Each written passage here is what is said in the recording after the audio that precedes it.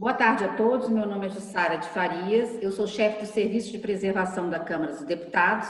É um prazer tê-los neste Congresso Internacional de Preservação da Memória Institucional e mais especificamente nesse mini curso onde a gente vai falar sobre o diagnóstico dos acervos, né? Como eles são importantes para uma melhor gestão dos bens culturais da sua instituição. Nós tivemos a participação nesse congresso de José Luiz Pedersoli, do ICROM, e ele reforçou mais uma vez a importância da gestão de risco como ferramenta eficaz para a salvaguarda do patrimônio. E nesse contexto, o diagnóstico é muito importante para a utilização dessa ferramenta. Boa tarde, Jussara. Boa tarde a todos e todas. Meu nome é Gilci Rodrigues e para mim é um prazer enorme estar aqui dividindo um pouco do nosso cotidiano com vocês. Nós esperamos, eu e a Jussara, auxiliar um pouco no que diz respeito à gestão dos seus acervos. Tá? Mas para a gente entrar no assunto, né, que é o diagnóstico, antes disso, vamos falar um pouco sobre o que é a Câmara dos Deputados, sobre o que nós temos, para que vocês possam contextualizar todo esse trabalho que foi realizado lá.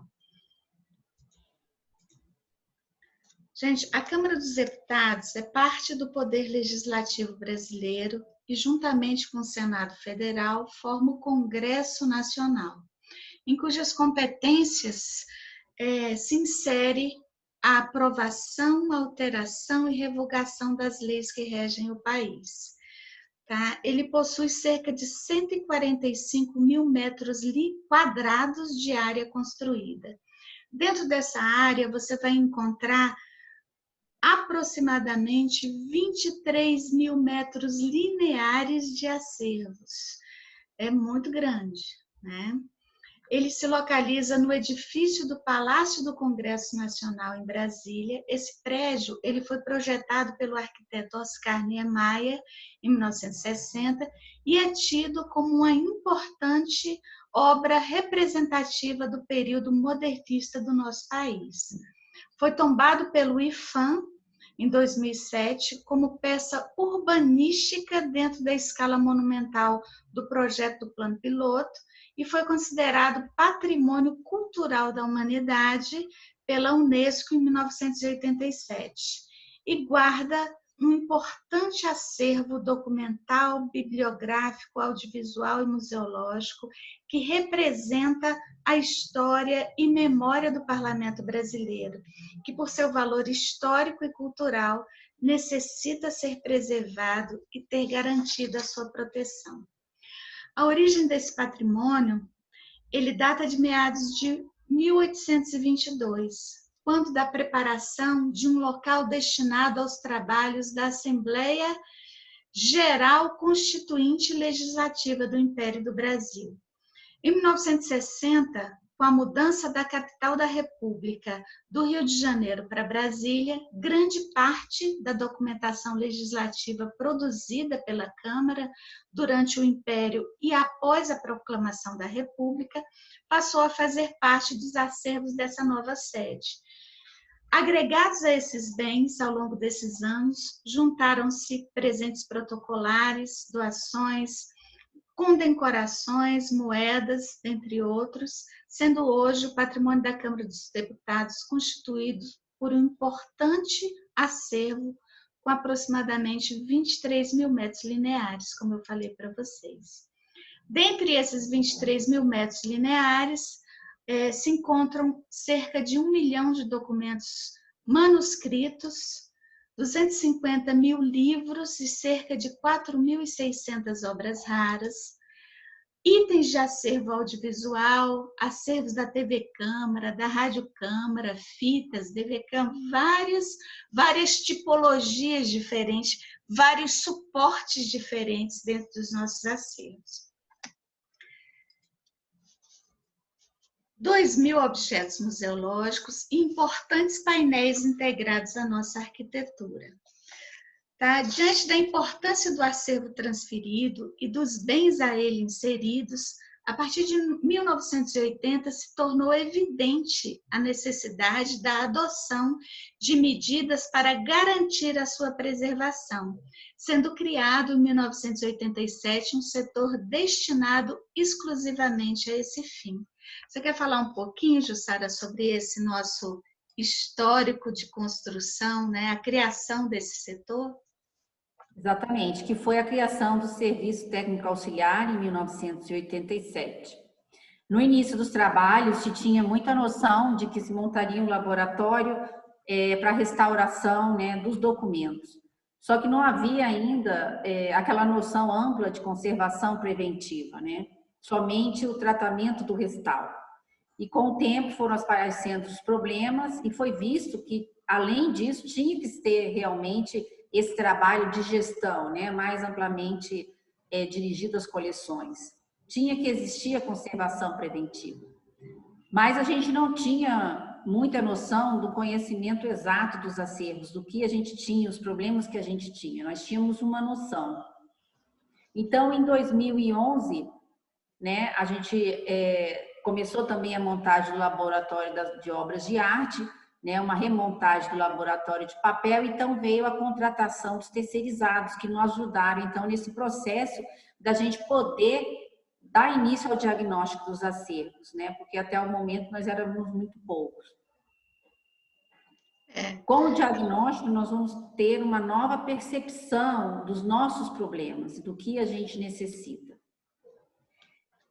Paralelamente a isso, nós percebemos também que nós não éramos reconhecidos pela casa como a gente entendia que nós deveríamos ser. Parecia que as nossas ações não eram vistas. E era isso realmente que acontecia. Uma coisa importante também nesse período todo foi a inexistência do trabalho em equipe, né? Ninguém nos conhecia, a gente também não se fazia conhecer. Exatamente. E ninguém sabia a quem recorrer na hora dos transtornos, né? Na hora de todo o trabalho de outros setores, a quem eu vou recorrer, né? Exatamente, embora a gente já estivesse lá 10 anos, 12 anos, e achasse, né, que se comunicava, a pesquisa mostrou claramente que as pessoas não nos conheciam. Ou seja, eu vi aquilo como uma falta de comunicação nossa. A gente não se comunicava bem com o restante da casa. E aí começou a campanha de educação patrimonial, Arte por Toda a Casa, e tinha esse objetivo, se fazer conhecer, trazer as pessoas para conhecerem o nosso trabalho e participarem desse processo de preservação junto com a gente. Nesse mesmo período, nós fomos selecionados para participar do curso do ICRON, que durou 8 meses, foi um curso online. Depois a gente se reuniu em Istambul, mas nós somos a única instituição brasileira a participar desse curso, onde a gente pôde ter um conhecimento muito grande da metodologia do gerenciamento de risco. Depois de alguns anos, nós fizemos a significância do acervo, nós já tínhamos o diagnóstico, né? Fizemos a parte de significância dos nossos acervos e pudemos, então, dar início ao uso da ferramenta. Tivemos a publicação do primeiro diagnóstico, depois tivemos a publicação da Política de Preservação da Câmara dos Deputados, o Guia de Preservação, tudo aconteceu junto, né? Assim que a gente mudou a nossa percepção, que deveria trabalhar mais a conservação preventiva, tudo foi acontecendo praticamente no mesmo tempo. É importante ressaltar, Jussara, perdão, é importante a gente ressaltar também que em 2012 nós trabalhamos na criação de uma política de preservação que foi implantada na casa. Isso para nós foi extremamente importante porque ela embasou tudo que a gente estava querendo implantar, né? Nós tivemos aí o apoio da gestão topo da casa, que foi muito importante, né? Por intermédio dessa política. Exatamente. Depois tivemos a publicação, né, a revisão do diagnóstico, que geralmente ocorre de 3 em 3 anos, se não houver nenhuma mudança realmente importante dentro das áreas de guarda. Em 2017, nós tivemos uma auditoria interna, que a gente vai conversar sobre isso também, né? Conversamos sobre isso numa das apresentações. que foi muito interessante. Quem não teve a oportunidade de ver, eu acho que seria muito bom se as pessoas tivessem tempo de ver essa palestra. Em 2018, seminário, em 2020, agora, o congresso. O que eu vejo aí é que depois que a gente passou a trabalhar com a conservação preventiva e que a gestão de risco passou a fazer parte da nossa visão de trabalho, tudo aconteceu de forma muito rápida e muito coordenada. Né? Foi tudo muito concatenado, né, Jussara? A gente começou a fazer a gestão da forma adequada, né? Olhando para os riscos, depois para o objeto. Coordenada. Isso. Exatamente. Essas ações, eu acho importante falar que as ações de conscientização, elas são cotidianas, né? Elas não foram realizadas em 2012. Desde 2012 até hoje, todos os anos, nós trabalhamos diversas ações de conscientização, porque educação patrimonial é ad eterno, né? Você trabalha sempre, educação é algo que se trabalha sempre, e todos os anos a gente tem pensado estratégias diferentes, ações diferentes, para poder conscientizar, principalmente porque é muita gente. A gente trabalha com a conscientização de servidores, colaboradores e visitantes. E são 300 mil visitantes por ano, né, na casa. Então, a gente tem que conscientizar para que as pessoas possam levar essa consciência também para fora, né, para o seu usufruto do patrimônio cultural em qualquer lugar onde eles estejam. Isso é muito importante. Exato. E como você falou, né, nós temos uma área construída enorme, nós temos diversos objetos museológicos, né, localizados em diferentes áreas, bem integrados. Nós temos áreas de serviços gerais, elétrica, área de obras. Então, por mais pessoas que a gente tenha, né, que a gente não tenha um número grande, nós não podemos estar em todos os lugares. Então, esses colaboradores são os nossos olhos, né? São eles que nos avisam se alguma coisa não está ocorrendo bem, são eles que nos falam se alguma obra vai ocorrer para a gente cobrir os objetos ou retirar. Então, sem a participação deles e sem a colaboração deles, nós não podemos fazer uma conservação preventiva. Isso. Né? São essas pessoas que observam dentro dos acervos também a presença de pragas, né? O pessoal da limpeza que tem nos ajudado tanto. Né? É de fato uma corresponsabilidade. É o que a gente quer passar com essa campanha, né? Com essa educação patrimonial. O pertencimento e a corresponsabilidade com relação ao cuidado com esses bens. Né? Exatamente. E agora a gente vai passar para o diagnóstico propriamente dito, né? Por que a gente tem que fazer esse diagnóstico, né? Para que a gente tem que fazer? Exatamente para conhecer o nosso acervo de forma detalhada, evitando o achismo. Muitas vezes a gente acha que conhece o acervo, mas quando você vai olhar de pertinho, quando você pega uma lupa, né? E vai olhar todos os detalhes desse espaço, aí você começa a entender melhor que você não conhece tanto assim. E é para isso que o diagnóstico existe, para que você conheça de fato todas as características do seu acervo. Tá? Por que eu tenho que fazer? Por causa da necessidade da identificação de problemas. E esses problemas podem contribuir para a degradação do seu acervo. Né? Você pode, inclusive, perder todo o seu acervo se você não tem um olhar mais apurado, um conhecimento maior sobre ele. A necessidade de tomar decisões e promover ações voltadas para a proteção do seu patrimônio com dados bem definidos e confiáveis. É necessário que você se paute em dados confiáveis, numéricos, exatos, e não no achar que deve, achar que precisa, né?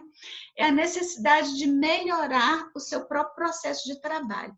Quando você conhece o seu acervo, você tem condições de melhorar o seu processo de trabalho, otimizar a utilização dos seus recursos, tanto humanos quanto financeiros, né? E também para a utilização da metodologia de gerenciamento de risco. Jussara? O diagnóstico, ele entra na parte de gerenciamento de risco justamente ali, naquela área de identificar os riscos.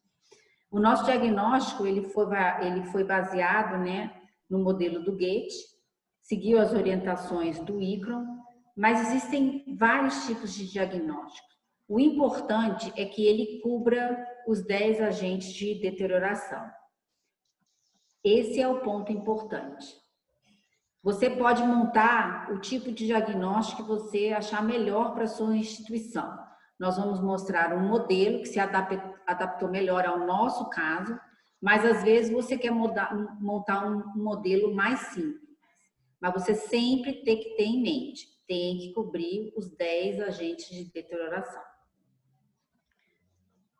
E o que você vai precisar, né, para criar o seu diagnóstico? Vamos começar aí com o que a Jussara já está falando, né? Conhecer os 10 agentes de deterioração, suas causas, efeitos e os materiais, né? O bem cultural está sujeito à ação do tempo, ao envelhecimento e a danos causados por diversos fatores.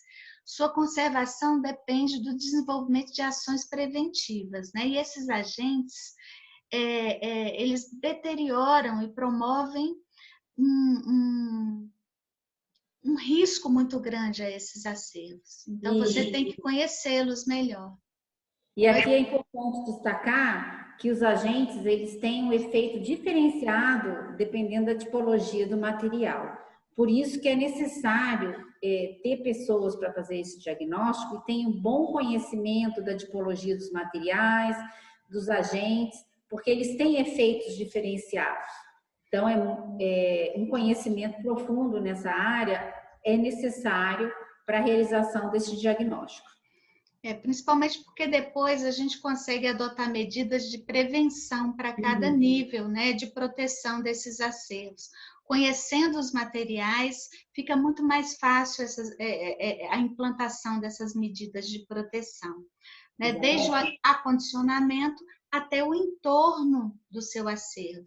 Quando a gente fala em diagnóstico, a gente também está falando do conhecimento não só da área propriamente dita do acervo, mas de todo o entorno desse acervo, né?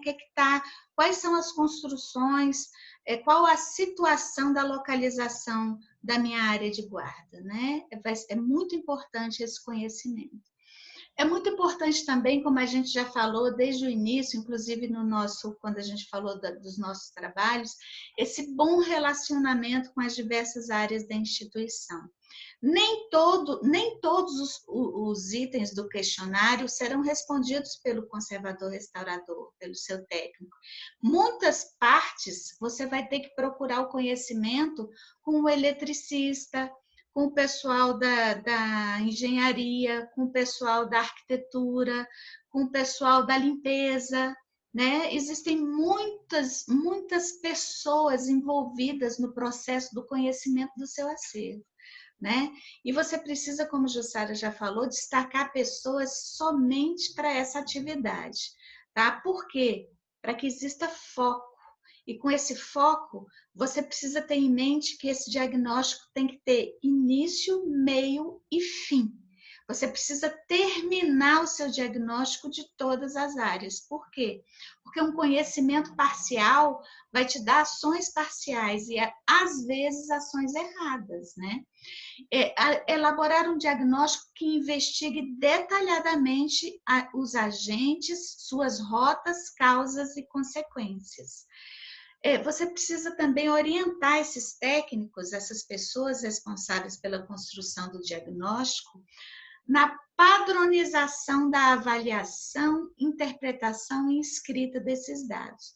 No nosso caso, nós construímos toda a metodologia e dentro da nossa metodologia a gente criou o que significava cada coisa para a equipe inteira. Tá? O que é para você bom, ruim, regular? Eu, às vezes, olho um objeto e falo, tá ótimo, Jussara. A Jussara pode falar para mim, não tá bom, não. Então, para que é para a equipe bom, ruim, regular? O que é alto e baixo? Né? 1,90 m, 1,80 m, 1,50 m, depende do ângulo que você olhe. Mas, para esse trabalho, você precisa ter em mente que a interpretação e a escrita dos dados tem que ser a mesma, você tem que usar a mesma linguagem. Tem que existir um controle de sinonímia, né? Nesse caso, se eu uso baixo, todos os outros analisadores, todas as outras pessoas da equipe têm que usar baixo. Se eu uso médio, alto, na análise, as outras pessoas terão que entender e utilizar a mesma denominação, né, para o que eu estou observando. Só um detalhe aí, que vai ser esse diagnóstico que vai auxiliar você a tomar várias decisões, né? Então, se você tiver interpretações diferenciadas, você vai ter decisões muitas vezes erradas. Por isso que essa padronização é extremamente importante.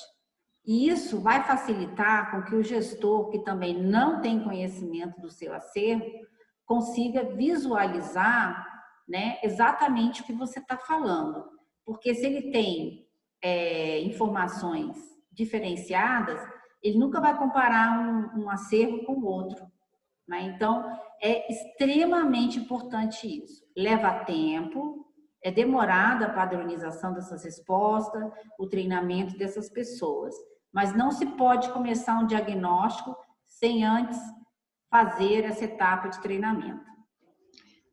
E escreva tudo, tá? Coloque tudo no papel, todas as suas decisões, porque o pensamento voa e o pensamento pode ficar só em mim. É impossível que todas as pessoas do grupo conheçam o meu pensamento.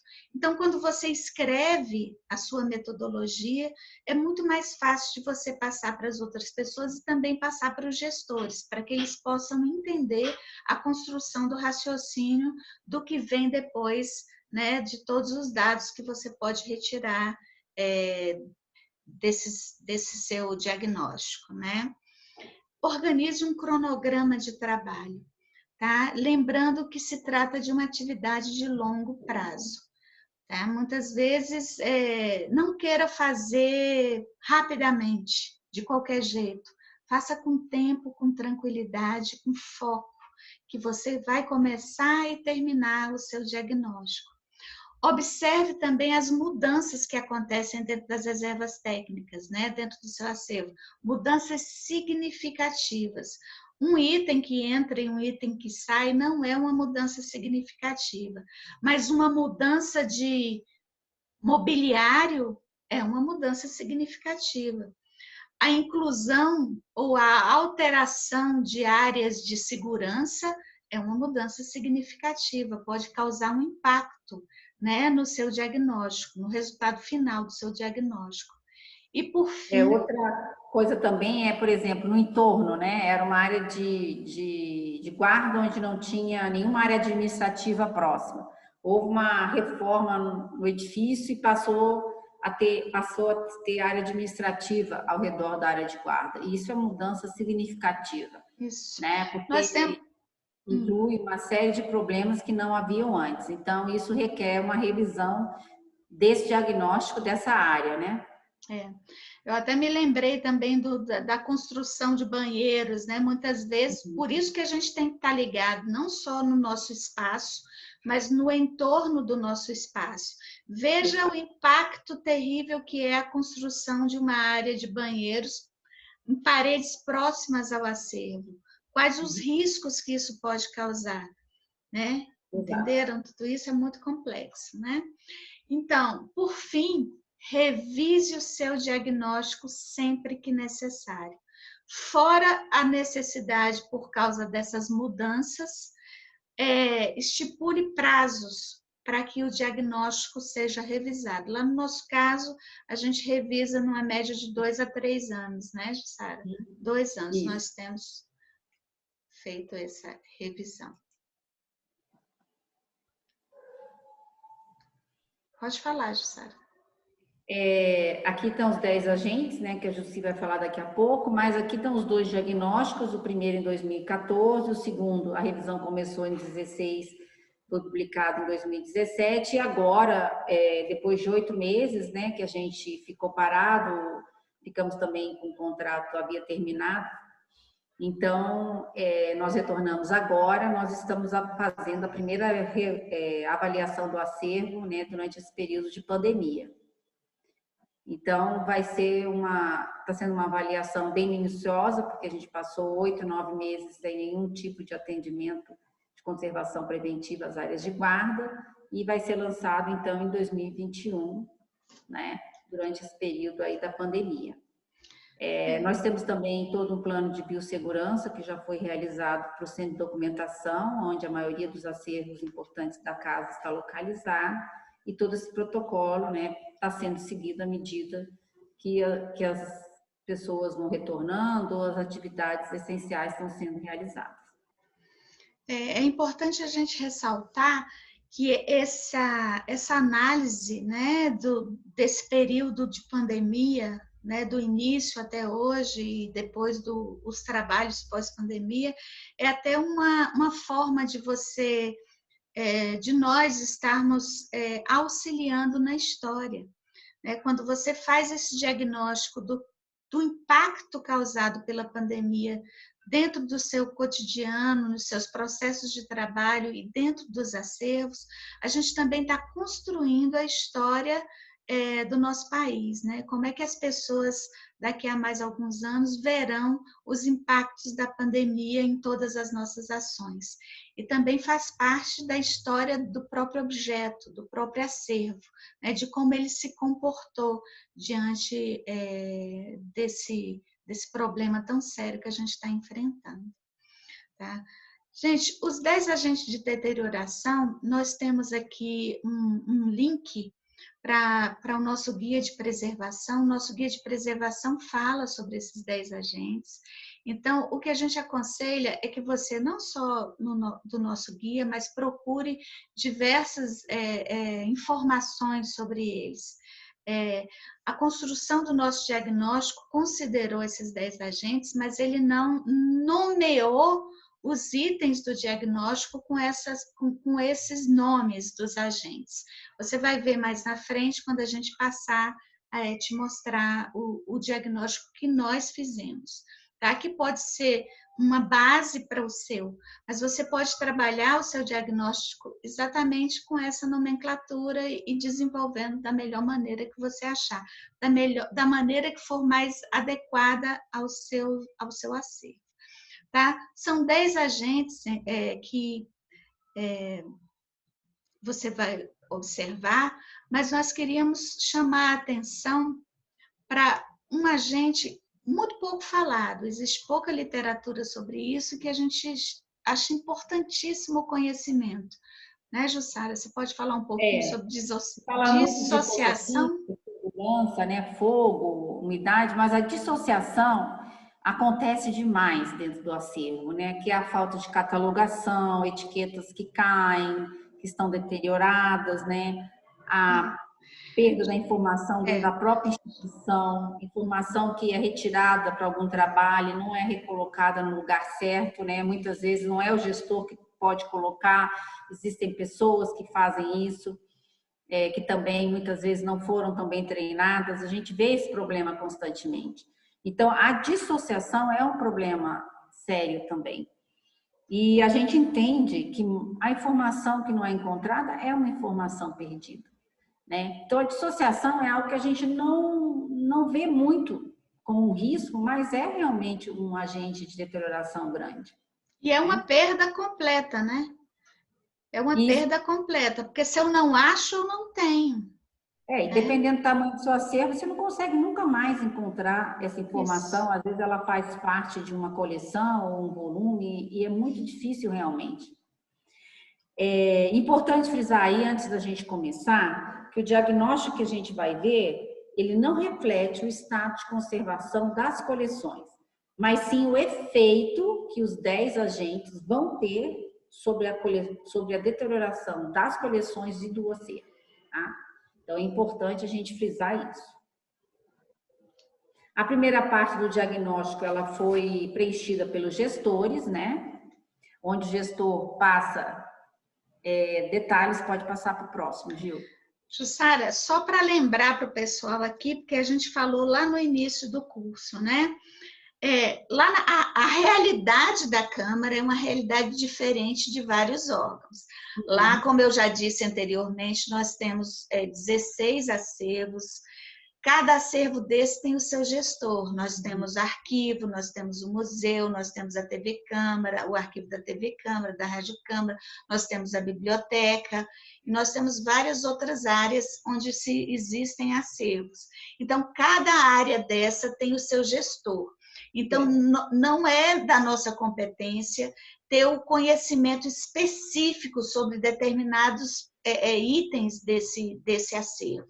Então, essa responsabilidade, essa competência do gestor de cada área, por isso que nós trabalhamos sempre em equipe, com essa corresponsabilidade de transferência de conhecimento, né? E isso ficou muito claro na hora de preencher essas informações, né? Nós precisávamos da cooperação de todos os envolvidos, né? Com certeza. Então, nessa parte aqui de informações gerais sobre o acervo, foi preenchida pelo gestor, onde a gente gostaria de saber se o acervo era corrente, intermediário, permanente, qual era o tipo de suporte, se ele era inventariado ou não, que público tinha acesso a esse acervo, né? Como ele era disponibilizado, se havia a possibilidade de itens para descarte ou não, se haviam itens que já tinham sido restaurados, e ele ali descrevia, pelo entendimento ali do gestor, quais que seriam os itens mais importantes daquele acervo.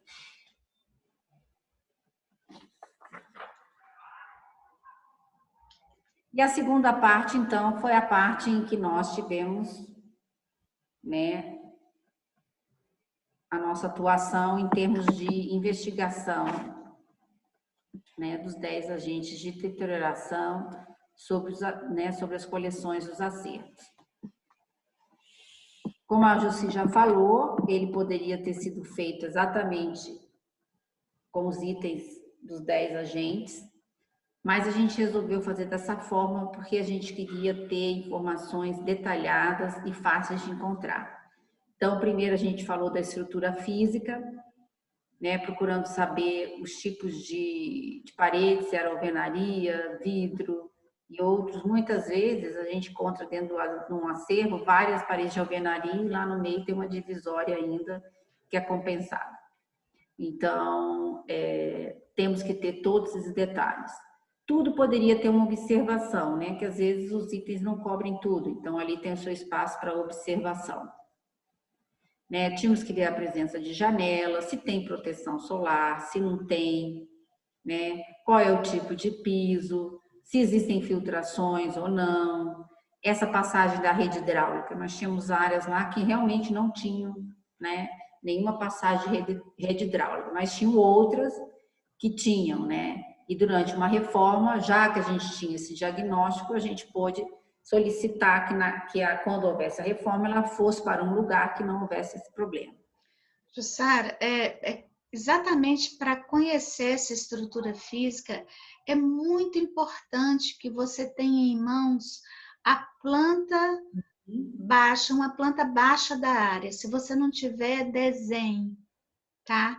E dentro disso, mais interessante ainda, é você ter a planta hidráulica, a planta elétrica, e você vai observando se tudo que está ali naquela planta sua, de fato, existe na sua área, né, de guarda. Você vai observar tudo e você vai minuciosamente escrever sobre isso dentro dessas perguntas, dentro dessas respostas e também utilizando esse campo de informações. Exato, porque às vezes também você pode receber uma planta que não está atualizada, né? Que depois o prédio já sofreu outras reformas. Enfim, é um trabalho investigativo, né? E quando você vai botar a planta do local, ali você tem que dizer, ok, dentro desse acervo eu tenho aproximadamente tantas coleções e um número X de itens. Próximo. Fazemos a medição da temperatura e umidade do local, aí você precisa de um termigrômetro, né, ou um termográfico, ou um datalogger. Tudo bem que se você não tiver, tentar conseguir emprestado, né, tem que ter esse conhecimento com as outras áreas ou com outras instituições. A gente colocava também, sempre se coloca, né, os valores de referência. Se é importante que ele possa te dar um gráfico, porque é muito importante você saber se existem oscilações grandes durante o período ou não. E no nosso caso, é importante para a gente saber se utiliza ou não desumidificadores naquela área. Porque muitas vezes, por anos, sim. Só para lembrar, nessa parte aqui do monitoramento, é muito, muito comum que as pessoas não tenham nenhum desses equipamentos. Mas existe a possibilidade do empréstimo entre instituições. Por isso que a gente sempre fala também desse bom relacionamento, não só entre as áreas dentro da sua instituição, mas também da sua instituição com outras instituições que podem auxiliar, né? Inclusive no empréstimo de equipamentos e itens. Isso é legalmente possível. Exato. Para a gente é muito importante saber se a gente consegue fazer uma melhora desse controle ambiental com o desumidificador. Durante anos a gente usou desumidificadores nas nossas áreas de guarda, ainda usa, mas tem todo um contexto para isso ser utilizado. Se a área de guarda tem uma menor dimensão, posição distantes, tipo de material que é guardado, mas durante anos o desumidificador fez um bom papel dentro das nossas áreas de guarda para o controle de temperatura. E também o controle da retirada da água dos desumidificadores, que é muito importante. Ele fez um bom papel para isso, para o controle de umidade. Os poluentes, né, que a gente vê aqui no próximo, que seria mais relacionado ao ar-condicionado, já que as nossas reservas técnicas são fechadas, mas muitas vezes você não tem essas reservas técnicas tão fechadas, e elas são próximas, então, a uma avenida, né? Então, tudo isso também tem que ser visto. Até mesmo os filtros que são colocados, né, no ar-condicionado, como eles são trocados, né, como é feita a saída e a entrada do ar. Então, aí você já tem que ter um bom relacionamento com o ar-condicionado para você saber a periodicidade de troca, como isso é feito. Então, tudo isso foi visto também pela gente. E ali a parte de observações também, para você ver o que está acontecendo, falar das recomendações da Anvisa. Depois a gente foi para a iluminação, aí já seria parte da engenharia, né? Tivemos um grande auxílio lá da parte da elétrica, né?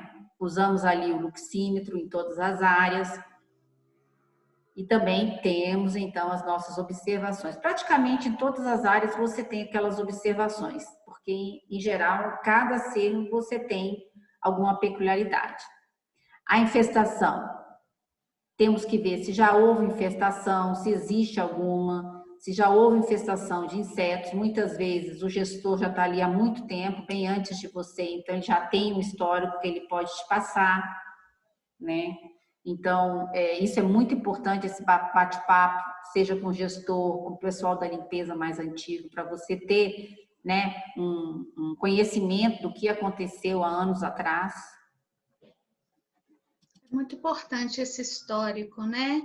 Não só daquele momento presente, entendam isso. Isso é importantíssimo no desenvolvimento do diagnóstico. Não é só... Primeiro você faz isso em loco. Não dá para ficar tirando foto e analisando. Você vai lá e vai observar cada pedacinho, cada item desse. Você vai pessoalmente conversar com essas pessoas. E também você vai tentar fazer o levantamento do que ocorreu com essas mudanças, né? Se eu mudei a rede elétrica, por que eu mudei? O que é que tinha antes, o que é que aconteceu depois, né? Quais as possibilidades de alterações que nem o pessoal da elétrica conhece, né? Então, isso é um levantamento, inclusive, histórico do próprio ambiente do acervo, né? Exato. Esse diagnóstico é o primeiro que a gente fez, né? Depois disso tiveram várias mudanças, mas assim, eu achei melhor colocar esse primeiro, porque ele tem mais observações, mais problemas, e eu achei melhor para a pessoa ter como exemplo, né? Depois disso, muitas mudanças já foram feitas, nossas áreas são climatizadas, mas daqui a gente parte, então, dos problemas mais sérios que eu achei melhor para demonstrar. Mesmo porque, Jussara, não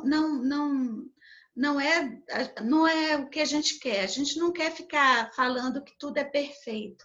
A gente quer Sim, mostrar com o diagnóstico exatamente que todo mundo tem problema, independente do tamanho do acervo e da quantidade de recursos que você tenha, você vai ter os mesmos problemas que eu tenho.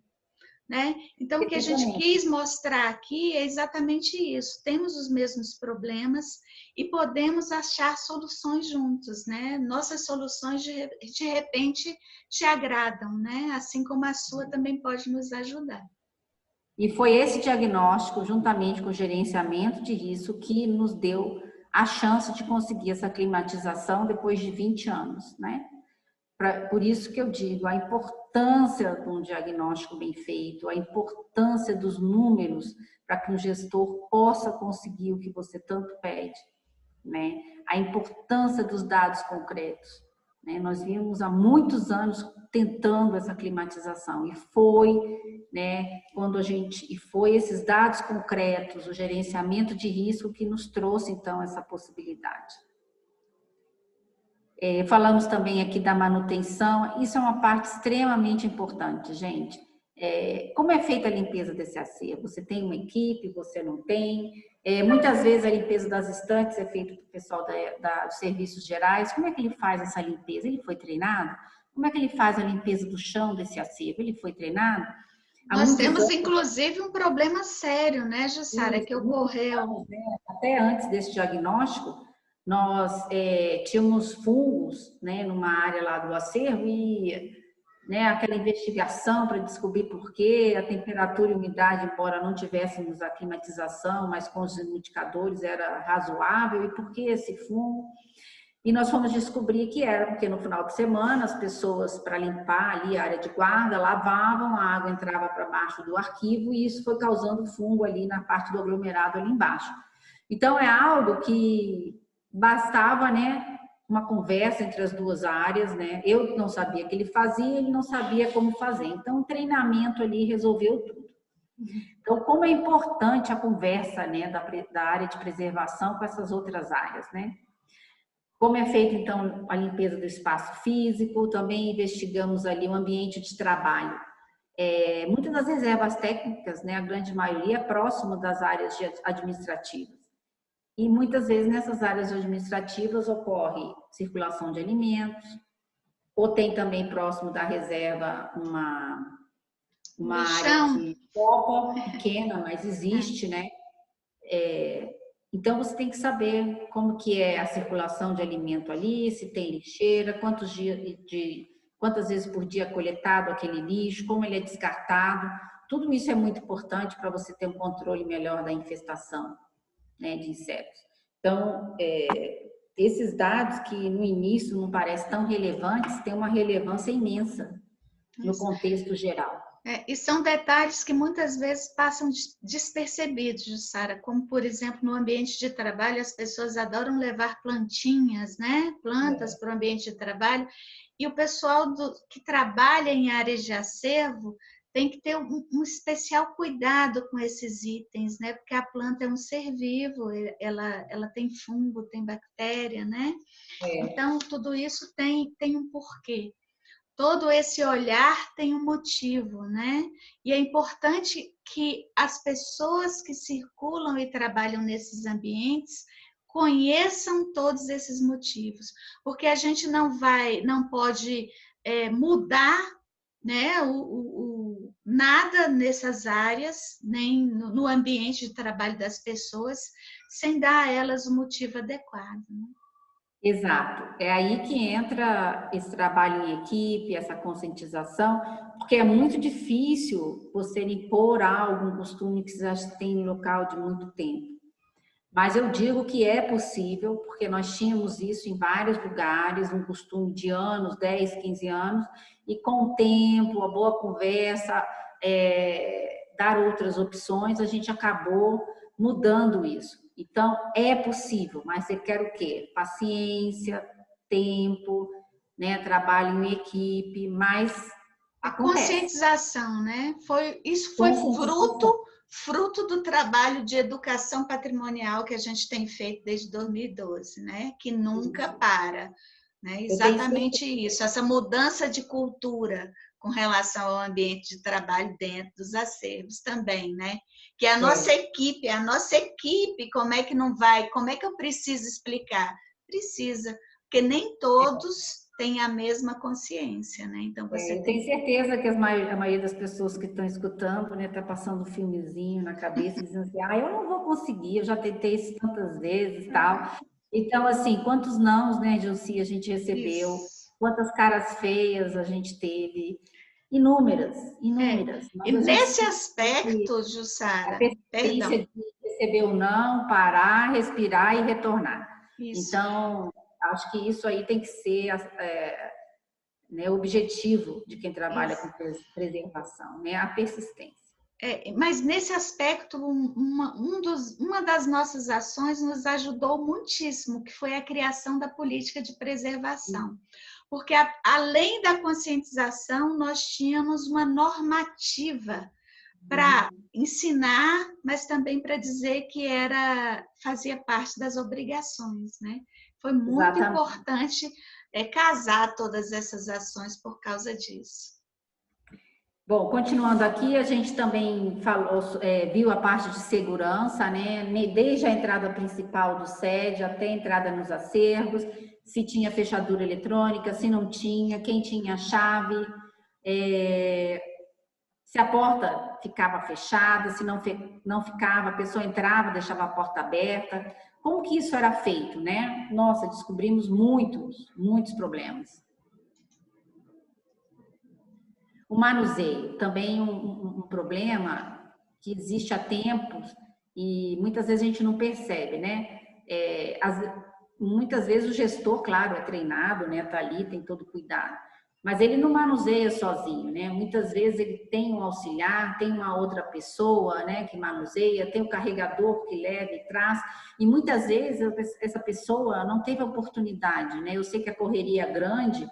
E muitas vezes, se não tem tudo isso coordenado, muda o carregador, muda a pessoa e essa pessoa não passa por um treinamento. Então, isso acontece muito. Então, a gente precisa ver isso. Né? Se a pessoa foi treinada, como ela coloca as caixas no carrinho, ela empilha as caixas, ela carrega embaixo do braço, ela sobe escada, ela vai de elevador, como isso é feito? Né? Jussara, E no só para lembrar, eu lembrei um fato agora, quando a gente começou a fazer o treinamento com os carregadores lá do trabalho, como eles nos auxiliavam na resolução desses problemas, porque a gente acreditava que o problema estava na forma com que eles faziam o manuseio desses objetos, como eles transportavam de um lado para o outro. E eles vieram para a gente e falaram o quê? O problema está no carrinho, na roda do carrinho. Olha, a gente achava que, e não era. Então, a partir do momento que a gente pôde alterar, fazer algumas alterações nas características do meio de transporte, o problema foi resolvido. Então, por isso é que a gente tem que ir atrás da informação e conversar com todas as pessoas que fazem parte, né, desse contexto todo de trabalho com os acervos. Isso, e muitas vezes o problema dele carregar muito não era dele, era lá da frente que solicitava muito de uma vez. Mas a pessoa lá na frente não sabia desse problema. Então, para ela, tanto faz pegar muito de uma vez ou em duas vezes. Então, tudo é uma comunicação, né? Eu acho assim que o mais bacana daqui é que a gente descobre que muitas coisas podem ser resolvidas com uma conversa, com treinamento, né? Muitas depende de obras, né? De algo mais complexo, mas muitas são resolvidas assim também. Não, e eu me lembro que esse era um item de grande risco. Exatamente. Na nossa análise, o transporte era um item super perigoso, bastante risco para o acervo, estava aparecendo como de muito risco, e foi resolvido com uma conversa. Isso, se ele tiver associado a uma coleção que é significativa para a instituição, ele passa de um risco pequeno para um risco muito grande. Exato. Depois a gente olhou o depósito, né? Se ainda tem estante de madeira, se não, se é de metal, todas essas particularidades, o acondicionamento, se existe, se não existe, se tem que ser feito ou não, a quantidade de itens, a porcentagem de itens que precisam ou não ser acondicionados, se existe identificação e controle. Jussara, aqui nesse detalhamento dos itens que necessitam de acondicionamento, foi bem interessante porque aqui a gente já pegou informações para as nossas ações, né? Para projetos futuros. A gente já viu a necessidade do acondicionamento de determinadas áreas e já começou a trabalhar projetos adequados para a modificação, a alteração dos acondicionamentos, né? O diagnóstico nos proporciona essa visão, o que eu preciso fazer e onde eu preciso fazer, né? Isso foi bem interessante para a gente. Exatamente, porque com todas as informações juntas, você consegue afunilar melhor as suas prioridades, né? Então, se você juntar isso depois à significância, que a gente vai conversar daqui a pouco, fica bem mais claro para você por onde você tem que começar. E aqui você já tem mais ou menos uma ideia da quantidade. Então, tudo isso vai facilitando muito mais o seu trabalho e a quantidade de recursos que você precisa. A identificação e controle, né? Que a gente falou da catalogação, se é uso de etiqueta, se não, como que é feito essa catalogação e se é catalogado ou não, porque tem muitos acervos que infelizmente até hoje não foram catalogados por falta de pessoal, né, e por falta de recursos realmente. Né? E o acesso, gente, o acesso é um problema que ocorre muito nas instituições, né? Quantas vezes colocam a gente, né, num subsolo, ou com elevador, quando tem, né? Ou então a gente tem que subir de escada realmente, né? Isso vários níveis de escada. Em vários lugares, né? E é um problema muito sério, né? A gente conseguir sair desses locais. Então, essa parte tem que ser muito bem investigada, né? Quais são os problemas acarretados por isso, né? Que coleções eles afetam? Depois, com a significância, poxa, afeta justamente a parte das nossas coleções que são mais significantes. Então, tudo isso somando vai te dando um arcabouço de informações enorme para você conseguir sair desse lugar, né? Instrumentos, né, na prevenção de sinistros, né, contra incêndio. O que você tem? Às vezes você só tem um extintor, né? O que você precisa mais, né? O que você pode comprar, pelo menos, um detector de fumaça, pelo menos para algumas áreas, né? E aos poucos você vai tentando pedir orçamento para isso. E também todos com essa parte de observação. As observações são extremamente importantes, porque só o sim ou não te dá uma informação muito vaga. Você tem que ter esse detalhamento, porque cada acervo tem uma especificidade diferente. Os riscos de sinistros que você pode ter, que vai ser preenchido de acordo com essas informações que você teve, né? Então, cada um vai ter uma informação diferente. E aqui a gente fez esse gráfico que dava de forma resumida tudo que estava aqui dentro, para que o gestor pudesse ver de forma clara e simples. Então, todos esses itens foram investigados e aqui nós resolvemos colocar como bom, regular e ruim, bom, médio e alto. essa foi a metodologia que a gente usou, a definição que a gente achou. Nomenclatura, né? Essa foi a nomenclatura que nós utilizamos para as nossas análises, né? Exatamente. Mas tem pessoas que podem usar 1, 2 e 3 para definir essa diferença de intensidade, né? Você tem inúmeras possibilidades. Mas o que é importante? Que essa definição seja muito clara, que o gestor, ao ler bom, né, vá até a definição e entenda claramente o que significa aquilo. Jussara, você tinha comentado comigo alguma coisa sobre a quantidade dessas análises. Não importa se você usa 1, 2, 3, bom, regular e ruim, alto, médio, baixo, mas a quantidade delas no final, quando você termina essa análise. Se você coloca muitos parâmetros, fica mais difícil a gente entender, a pessoa entender aonde você quer chegar, né? Muitas vezes, quando a gente começou os diagnósticos no início dos nossos trabalhos, né, há muitos anos atrás, a gente tentou fazer o diagnóstico de coleções, né? Então, a gente ia lá para fazer o diagnóstico do estado de conservação da coleção. E aí, quando a gente definia bom, regular e ruim, a gente pensava, bom, não, mas esse é bom, mas não é muito bom. Então, bom mais e bom menos. Bom ruim e bom menos ruim. Mas, não, gente, essa quantidade não dá certo. Você tem que agrupar o mínimo de definições possíveis. Outra coisa que a gente teve com experiência de diagnóstico de coleções, né, para vocês dizer o estado de conservação das coleções. Ele tem um tempo de utilização, um prazo muito curto, porque a gente faz, muitas vezes a gente até mapeia, né, nas estantes o que está bom, regular, ruim, mas aquilo se perde muito rápido. Primeiro porque você acaba não tendo condições de atender aquele acervo como você queria no início do projeto. Depois, porque os livros mudam rapidamente de lugar, porque chega né, a coleção muda de lugar, então aquele mapeamento acaba que você não utiliza mais. Então, depois de algumas tentativas, a gente verificou que isso não era viável, né? E se for feito apenas para uma pequena coleção do acervo. E para uma busca de ações imediatas, né? Isso. Porque se demorar muito, as ações que você pensou já não são mais aplicáveis. Todo, o diagnóstico se perde totalmente. Isso. Né? Enquanto esse não, esse é completamente diferente. Você usa por um longo tempo. Bem, aqui a gente traz para vocês um pouquinho dos problemas que nós identificamos no nosso acervo, que deve ser o problema da maioria de vocês, né?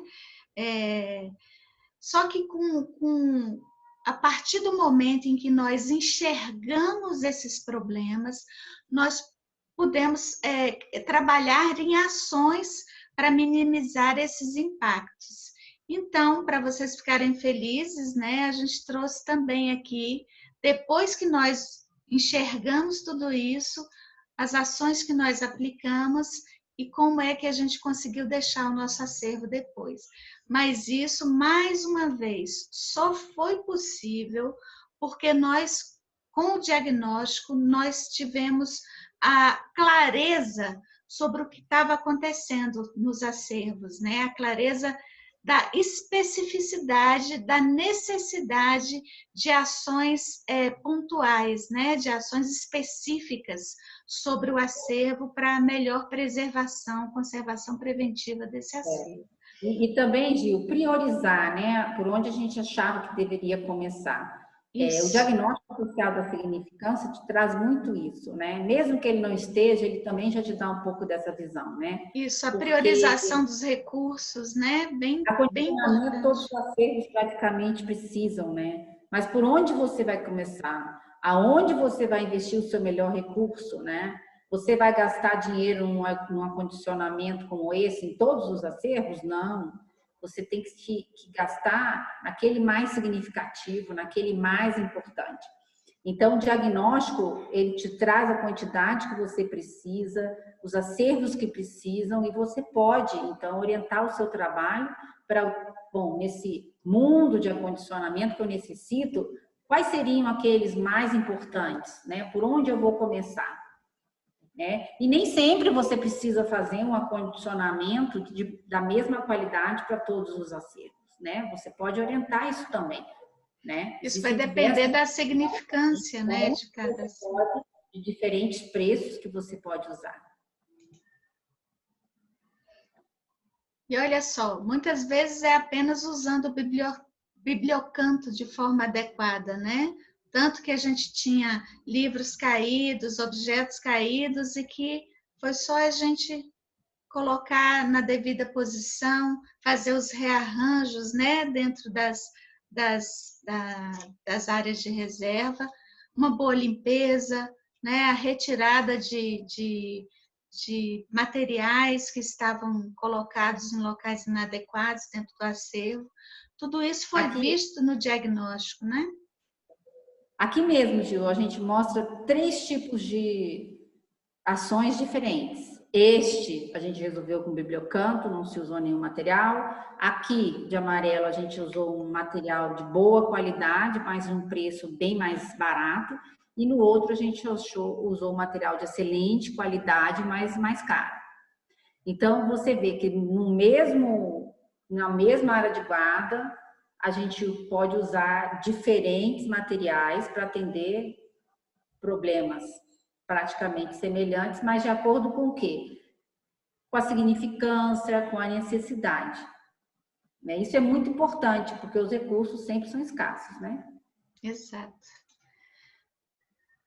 Aqui, a gente também fez outros gráficos para que o gestor pudesse realmente ver o tamanho do nosso problema, né? Por exemplo, a gente não falou lá de segurança contra incêndio, então nós tínhamos todas essas áreas de guarda. Então a gente colocou o problema de segurança contra incêndio em todas as áreas. Aí a pessoa olhava e falava, nossa, a maioria está ruim, né? O que eu posso fazer? Pelo menos ele entenderia o nosso problema.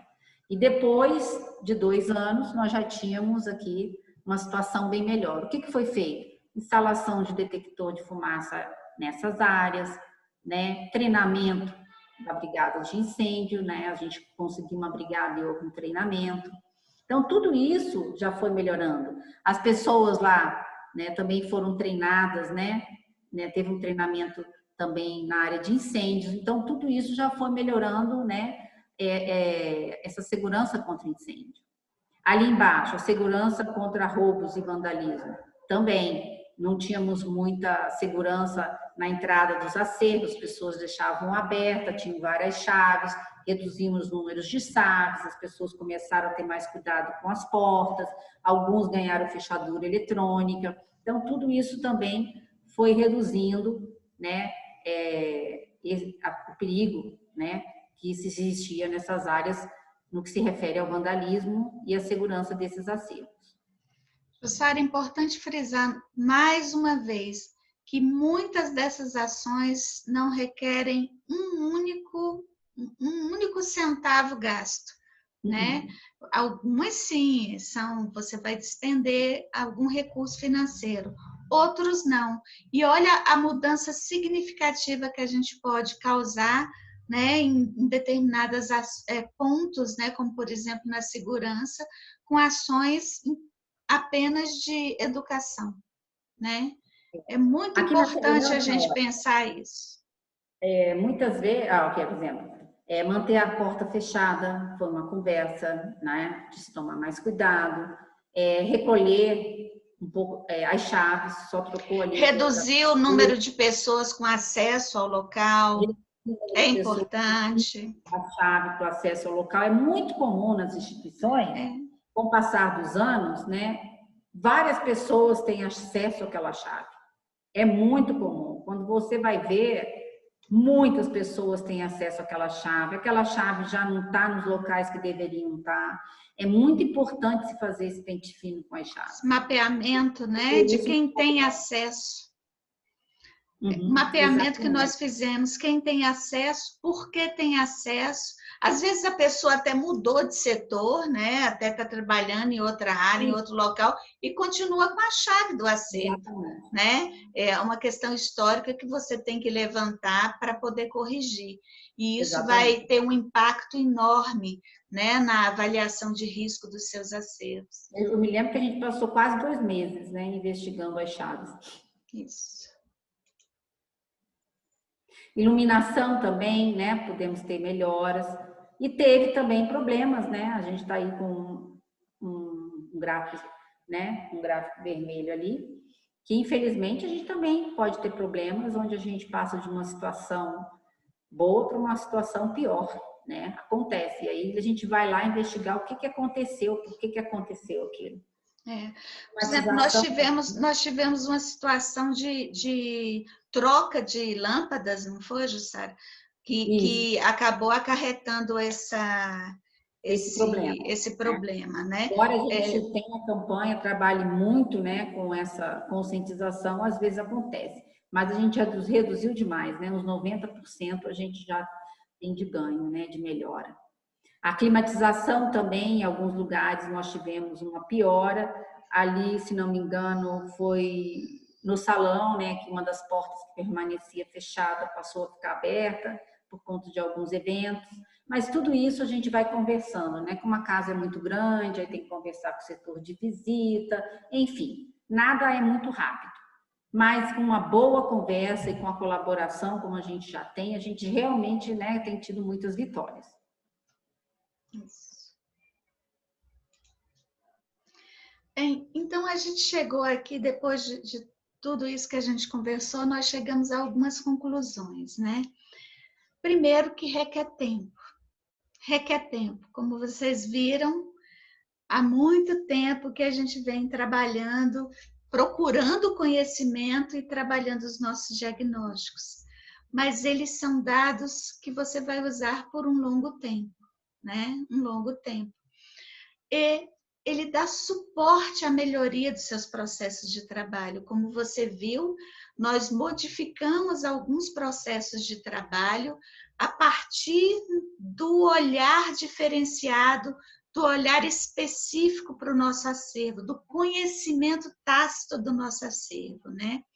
Ele viabiliza a melhor utilização dos recursos, tanto financeiros quanto humanos, né? Quando você conhece, você sabe o que tem que fazer, né? E te dá aporte para uma análise mais apurada do que fazer, como fazer e o local onde você vai fazer, onde você vai ter que priorizar, né?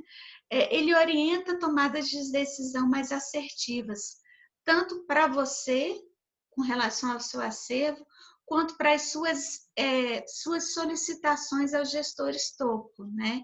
Ele dá essa orientação. Ele permite a aplicação da metodologia de gerenciamento de risco. Como vocês viram, ele está ali no início, né, da aplicação da metodologia. E ele promove maior transparência e visibilidade junto à gestão topo. Mais alguma coisa, Jussara? O próximo slide, eu acho. Isso. Eu acho, assim, muito importante a gente frisar isso, né? Que informações genéricas não auxiliam na tomada de decisão. Nós passamos por isso, né? O gestor precisa de dados concretos para ele poder nos ajudar, né? Ele precisa ter dados baseados em observações e análises confiáveis, né? Então, muitas vezes, muitas vezes, né, Jussi, a gente se viu reclamando de muitas coisas, mas quando a gente para agora realmente para ver, a gente não oferecia esses dados, né? A gente não passava para o gestor esse embasamento que a gente passa hoje, né, dos dados, da confiabilidade desses dados. Então, por isso, gente, que esse diagnóstico é importante, trabalhar com a significância é importante. E você tendo esses dois dados, vai ficar muito, muito mais fácil para você trabalhar com gerenciamento de risco. Então, fica aqui os nossos e-mails, né? E a nossa certeza de que todos nós podemos fazer um bom trabalho. Muito obrigada pela paciência de vocês. Mais uma vez, a gente se coloca à disposição. Quem nos conhece sabe que a gente responde. Pode mandar o e-mail de vocês, fazer suas perguntas, se você quer entender um pouco mais, se você teve dificuldade em entender algum ponto, pode nos ligar, nos procurar. Nós teremos o maior prazer em auxiliar, porque nós somos da área de conservação e restauração, e sabemos da dificuldade que é, muitas vezes, uma pequena conversa resolve nosso problema. E a gente está aqui para isso, a gente está aqui para oferecer para todo mundo, né? Um pouco do que a gente conseguiu aprender até hoje nessa luta nossa, que é a mesma de todo mundo. Muito obrigada. Obrigada.